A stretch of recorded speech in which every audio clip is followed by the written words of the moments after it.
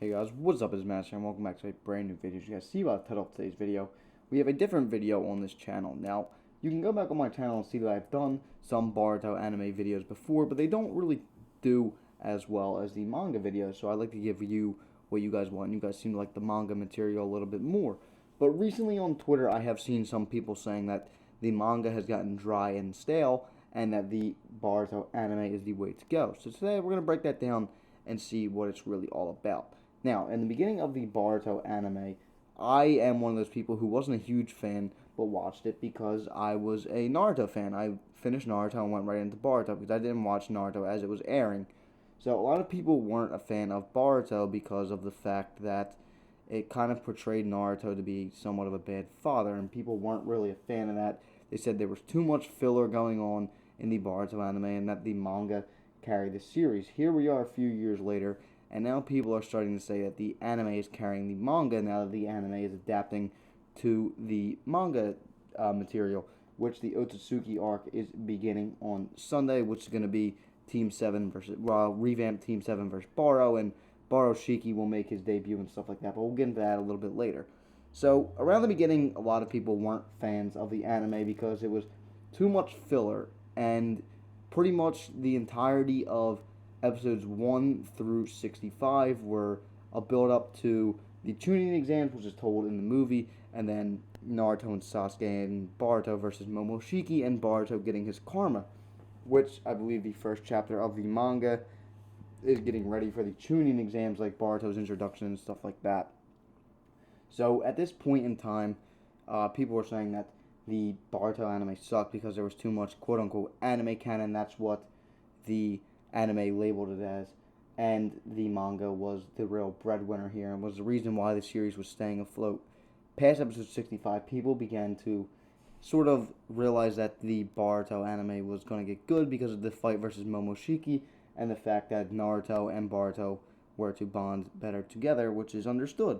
So, Boruto Naruto the movie was just the tuning exams and the fight versus Momoshiki. Everything was a little bit different, and then, like I said, episode 65 was the kind of reanimation of that and the retelling of that, which was pretty cool, and the fight was really good, as we know.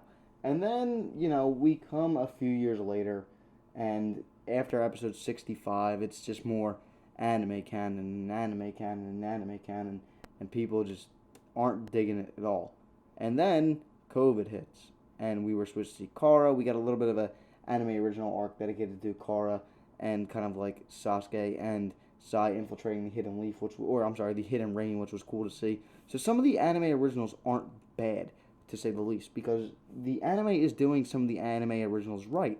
Now that we're into the manga material, like I said, Kawaki's here now. We just saw Jigen versus Naruto and Sasuke, and the fights are just amazing. And people are finally starting to get on board and say, hey, look, the anime's getting really good, and the manga's dry, because people are kind of mad that, chapter 59 was kind of a slice of life chapter, and, a new character had introduced, and there wasn't any action going on, which I understand, but you can't just have Code rush on into the Hidden Leaf village and just attack, and then he dies, and then what happens now? They have to throw another new villain in? People were upset about Ishiki obviously dying because he was piped up to be this huge villain, but they can't have that happen again, and that's why people are mad, because they think it's dry.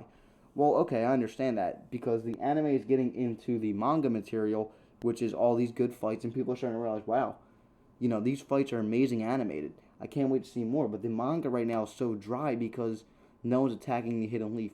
But the writers can't rush into that. So that's the problem with the manga right now, that people are saying it's so boring and people are dropping the manga and there's going to be anime only, which I think is a bad idea. I think the way to go is manga and anime, but that's just me personally. And like I said, some of the anime originals are really good, like Sarada getting her two-tome. That never happens in the manga. They did that themselves, and now we're going to see Sarada get her three-tone this weekend. Well, I don't know if it'll be this episode, but when Team 7 fights Baro, she awakens her three-tone. So I think people are just looking for something to complain about, honestly, because that's how the world works. People just find anything to complain about and be mad about. So personally, I feel like they're both good in their own right. Like I said, in the beginning, the anime was a little bit dry. There's too much anime canon and stuff like that. But some of it is definitely done right. And the manga has this great material, too. If the manga wasn't great, then these great fights couldn't be adapted to the anime. And people have to realize that the manga can't always be fight, fight, fight, fight, fight, because then you just run out of stuff to do. You can't keep introducing new villains, because that's when people get mad. So I feel like people just are complaining about way too much, and I feel like both are good in their own respect. And I definitely feel like if you haven't read the manga and you watch the anime and you want to know what happens, definitely catch up on the manga. It's really good.